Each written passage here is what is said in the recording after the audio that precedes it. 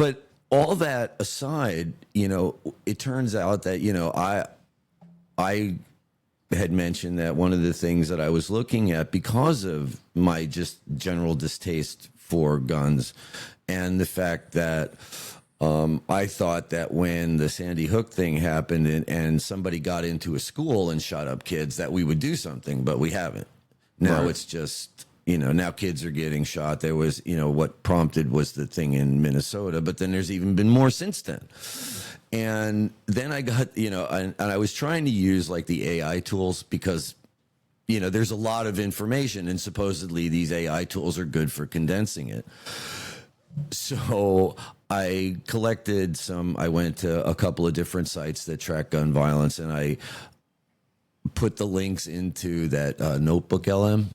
Right, because that's supposedly a good thing to sort through. And I typed in a couple of questions, and it was like I can't. I'm like, oh god. So I'm kind of stuck on that project as far as like compiling my data.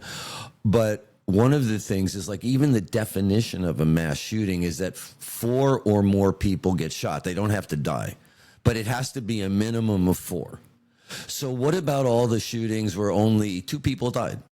Yeah. Or, you know, or one person or whatever, you know. And so there's that underreporting. And then you look at the homicides where there's over like 27,000 gun homicides. And then you throw on top of that the self-murder. Right. And that's another 20-some thousand, you know, so it's like. And then I think, all right, if you just leave the mass, like the mass shootings out, and you just take, say, 40,000. I know the numbers are over 20 that I saw. And you say 40,000 people every year are dying either via homicide or suicide.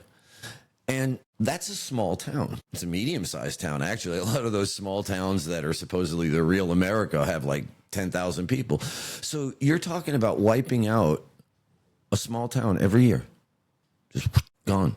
Right. And all we can ever come up with is thoughts and prayers, right? And the solutions seem to be in defending, like making turning the schools into prisons almost. You know, metal detectors and locked guards and police roaming around and all this kind of stuff, instead of maybe focusing on what are the social conditions that are creating people that are so frustrated, so angry, so the world, just that they go into their gun safe, grab their stuff, and then it's not even that they're targeting someone. Like, okay, really mad at the mayor of my town because my town is just messed up, so I'm going to go. No, they just go and in some random public place and just gun down a bunch of people. Yeah.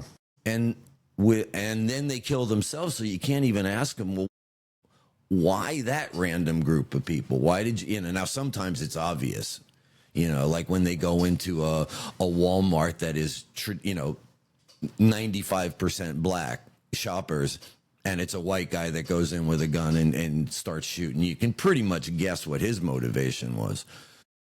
But the guy in Minnesota that shot up that church? Yeah. Well, I don't know. But people are being radicalized somehow.